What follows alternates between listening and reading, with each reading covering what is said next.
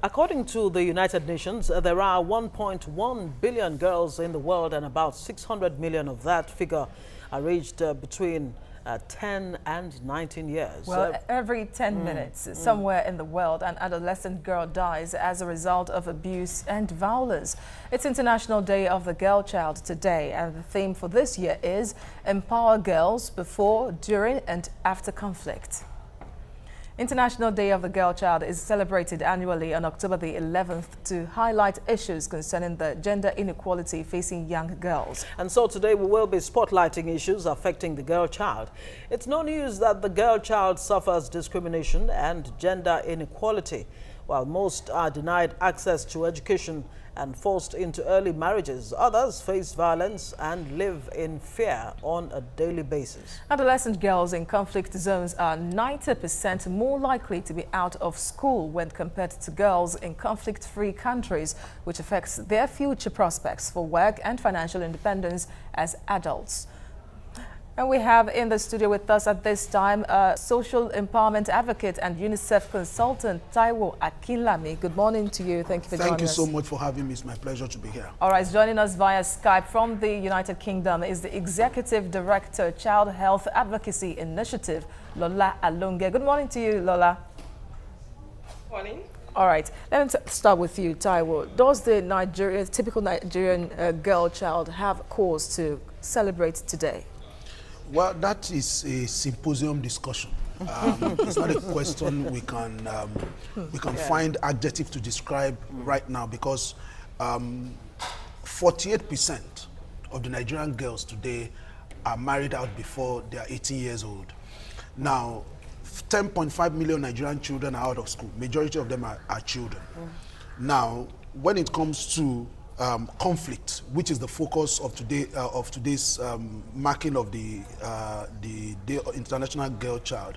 When it comes to conflict, children, the girl child is more affected in terms of being used as suicide bombers, in terms of being out of school because of conflict. Most importantly, sanitary issue, health issues are also there. So when we look at all of this and considering the fact that as it is today, there appears not to be concrete plan on ground to alleviate the state of the Nigerian girl child. So if we are going to celebrate, if the Nigerian girl is going to celebrate, it can be a celebration in hope of a better future, of the fact that you and I, every individual today, who occupy the role of caregivers, are going to take this discussion further than today and make sure that the rights of children, particularly the girl child, are brought to the front burner of public discourse, so that it will not be a yearly affair alone. It will be an affair that will be discussed on a daily basis. So on that note, I think that there's a lot of room for improvement. And so if the Nigerian child is going to celebrate the girl child, it will be because of a hope for a better future. Because when there's life, there is hope. Of course. Lola Alonge, I wonder what you think. Does the Nigerian girl have hope really? What really to you is the biggest challenge the Nigerian girl faces today? Yeah, I'll follow up from what Mr. Kilami just said. I want to say there is hope for the Nigerian child. And that's why I'm using this opportunity to say every girl out there should be bold, should be brave, should make sure they can achieve and believe that they can be change agents and make an impact in their family, in the nation, and in the world at large. Why? Well, there's a lot of focus on the girl child, and that is why a day like this has been set aside. I thought about it. We've not had anything like the Day of the boy child, which means the world is focusing on how to uplift the girl. And of course, I wouldn't say Nigeria is an exception. They're also trying to see what they can do as well. And that is why we're actually trying to put in so much effort and talk about these issues today.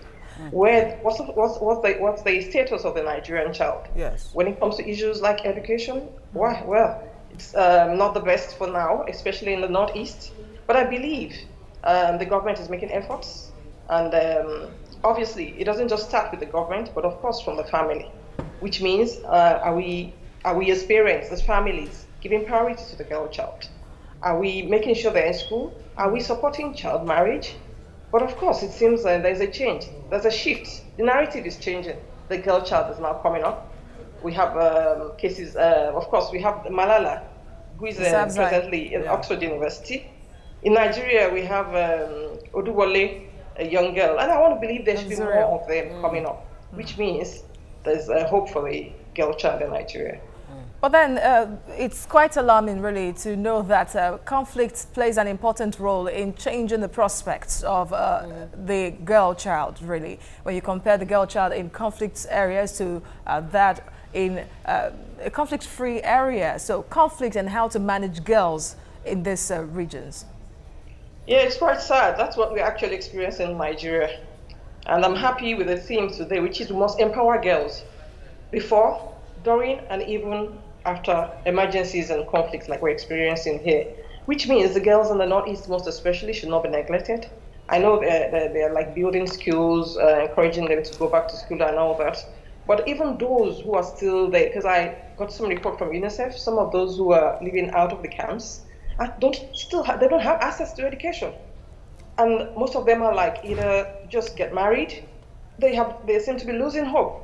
But this is a wake-up call to our government that these girls need to be in school. Statistics shows the girls are over 50%. They're about 50% of the population. These same girls are the ones who are going to come and be mothers tomorrow. They are the ones who are going to bring up children for this nation. So if we neglect them, then we're neglecting the nation. There's a saying that when any kind of exploitation against the girl child is like you're like missing or losing making the country go backwards, which means we must put all hands must be on deck to make sure there's support for the girl child in Nigeria. Absolutely. Let me bring it to Taiwo Akinlami here. Now, the girl child has been described as having limitless potential, but the real challenge is it's not even on the front burner of discourse anywhere, whether in Nigeria or not. So you empowering the girl child before and after and all of that. Is it as good as the paper it's written on? Because it has a ripple effect when you empower the girl child. Absolutely. Well, for me, our word appears messed up when it comes to setting our priorities right. Gender is not a disadvantage. Gender is a function of role. The man plays a role, the woman plays a role.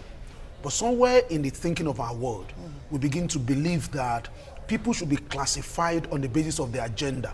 You see a man who has children, and you ask him, how many children do you have? He says 5 girls, as if girls are not children. A woman told me a pathetic story of how she believed her husband loved her, and one day her husband slumped, and they had 2 girls, and her husband slumped, and no sooner than the husband was buried, the family of the husband showed up with the boy and said that this boy is the real son. And before the Supreme Court of Nigeria now ruled that the girl child can inherit recently, you find out that particularly from the eastern part of the country, it is difficult for a girl child to inherit. So if a small boy who was born yesterday, who is the younger brother, becomes automatically the one who has the lead right to inherit until the Supreme Court reversed that recently. So the question therefore is, it is important that we begin to hold discussions. We need to change the narrative. We need to change our conversation so that the narrative can change. This is the issue. Where should that conversation start? I believe that the conversation should start from the family. Let me give you an example. Now, the girl child is raised as a child under hostage. Now, this is what I mean. A girl child and the boy child are playing. Then the mother comes and says, my friend, go to the kitchen. You two, one day you will get married. And also you create the impression for the girl child from that childhood age that the responsibility to make a marriage work is the responsibility of the girl child, of the woman. That is why many women are enduring domestic violence in the homes today. They are not able to speak up. Why? Because when they were growing up, the parents had drummed it in and in again that it is the responsibility of the girl child, of the woman, to make a marriage work. So that's why you see women saying things like, I don't mind if my husband has girlfriend as long as I don't know. These are critical issues. These are conversations that we need to go back to and begin to change our conversation so that we can revisit our narrative. Yes, it seems that religion and cultural beliefs also play have real impacts on the way the girl child is raised and Yes. the kind of beliefs she gets to have in the Yes. society she's Yes. raised in. Yes. So how important is it really for the government to change this narrative? It's very impressive, really. Yes. Talking about the Supreme Court ruling on Yes, the government has rights a of role the to girl. play. But you see, when it comes to ring of protection, the family is number one, followed by the community, followed by the state, then international community. Now, what the government needs to do is to empower the family, is to empower the community, so that the community and the family can play the role they are really set up to play. Now, a government does not have direct access to a people except through a family. So, except through the community. Whatever the government wants to say now, if the government is speaking in Alausa, for example, it does not go beyond the 4 walls of Alausa until the government invites the press. Now, so the press belongs to the community. So if we empower the press, we empower the family, we empower everybody around the children to understand what the issues are. I think the first thing we need to change is our belief system. Our deep-seated belief system, very backward, that believes that marriage should come on the basis of gender. Someone has just been promoted as deputy governor of Central Bank, and what people are talking about is how did she get there? What's her merit and all of that. Somebody who has worked, who has acquired a place on merit. If it was a man that was appointed at 39, nobody would raise an eyebrow. But because she's a woman, you have to look at it. People will say, that a woman cannot talk to me like that. In fact, I have your type at home. Yes, he's not concerned about what the person is saying. He's concerned about the fact that he's a woman that is saying it. Is it a crime to be a woman? I think these are conversations we need to continue to have. All right. Lola Longe, I wonder what you have to say about what Taiwo has just mentioned now. But then again, where do you draw the line between the role that nature has given to each gender, whether it's a female or the male, and the role or reward system that society says that each can actually have? Yeah, I would just start with when a woman gives birth, and it's like, oh, is it a boy or a girl? And when they say it's a girl, it's like, oh, and it's a boy, oh, great. That's like our mindset, which is quite sad. And that's why the role of the family is very key when it comes to the role of the girl child and how the girl child is actually going to rise and be actually respected. So when we look at that, we must start from the family. Which, like, what kind of are you encouraging the girl child? Are you allowing them to be in school? Are you making them feel inferior at home? Have you been able to build up their confidence and let them know they can be what they want to be? They can aspire, they can rise, they can succeed. And that goes to even the way the society perceives them. For example, we've been talking about family and, of course, the community, the role of the traditional rulers, the role of the religious leaders. What are you preaching? What are you saying to the woman? What are you saying about the girl child? How are you making the society, what do you make the society feel about them? So, which means we have a lot to do from the family, from the community. The traditional rulers, religious leaders must be able to come out to support women, to encourage them, and let everyone believe a woman is not inferior to the man.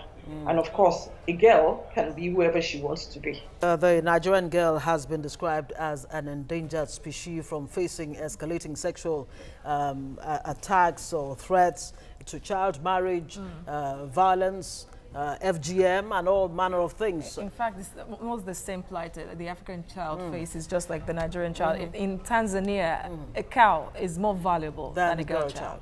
Really sad one. Yes. Before we get back to our guests, let's bring Foladele in. Foladele, good to see you again. Welcome back. Good to see you again, ladies. Good morning, Taiwo. What are Nigerians saying? And I must say, Taiwo, it's very interesting to see a man at the forefront of the girl child discussion, because that's rare on this side of the world. Okay, so let's find out what people are saying. Jenny Okafo says, girl child illiteracy in northern Nigeria. Thank God that someone has the decency to admit this is unacceptable. North will soon change. Sadat Bibire says, I have a dream where the girl child will be actively involved in the growth of the Nigerian economy through skill acquisition. G. Abibo says, the reality in Nigeria and Africa is that the boy child is almost always preferred to the girl child. Official G Flame says, education is what every girl child and male child need, black or white, poor or rich, it doesn't matter. One last one here from God Picking. Says all NGOs in Nigeria talk about girl child. Who will even talk for the boy child? I mean, they don't need protection too. Just thinking. Okay, Taiwo, maybe I'll have you take on this one. So, you know, he's saying, why do we always talk about the girl child? Why aren't we talking about? Well, we don't always talk about the girl child. We talk about children. But it is also important to know that in the society, there is a lot of inequality. In every society, in some societies, there's racial inequality. In some societies, there's gender inequality. I've seen people who are supposed to be exposed, who travel, who have gone all over the world, but deep-seated, they still believe that a girl child is inferior to a boy child. Despite all that women have done, all they have achieved in our world today, there are still some men who believe that women are not up to par with them. Now they forget that all of us are here to play a role. The girl is here to play a role, the boy is here to play a role. Gender is about role playing. It's nothing more than that. It's not about superiority or inferiority. Now, some men still believe today, you know, that their wives are their properties. Some men still believe that when both of you are career people, you return from work, it is the woman that should enter the kitchen to do the cooking. So you have to differentiate whether you married a woman or you married a cook. All of those things are issues that need to come to the front burner of discussion. But some will tell you those are roles that the women actually are supposed to play. But that's and that our parents play, yes, that our mothers play. So Fola, your question for Lola. Yes, Lola. Well, actually, Lola, I'll have you take this one on as well. Lola, what do you think about, you know, the question I asked Taiwan, what he's had to say about it? The boy child, the girl child. I mean, why are we talking so much about the girl child and not so much about the boy child? That's what someone's asking. Yeah, it's quite interesting, really. Like we've said, the role of the girl child in the African context. In Nigeria, I'm supporting everything Mr. Kilari said there, which means we need to change the narrative. It's not like the girl is the one that has to be inferior, the girl has to do all the work, the girl is at advantage, there's inequality, there's discrimination, there's violence. Why? Why the girl child? That's why we need to start making moves now, starting from the family, starting from the community. I'm happy. As a man, like you said, and people have said, he's the one championing even the cause of the woman. We need the he for she campaign. We need men out there. We need fathers out there. We need boys out there to come up and speak for the girl child. They need to be protected. They are not supposed to be seen as slaves. They are not supposed to be seen as superior. They are not supposed to be saddled with so much responsibility that even when it comes to decisions of, oh, who is going to go to school, it's like, oh, it's only the boy. It's going to do all the work. We'll have to leave it there. I'm reminded of a song that says, I'm not your superwoman. Yes. Thank you so much for joining us. Thank you so much for having me. Okay, and Lola Longa, thank you so much for your contribution. All right. And of course, for Dele. Thank you, lady.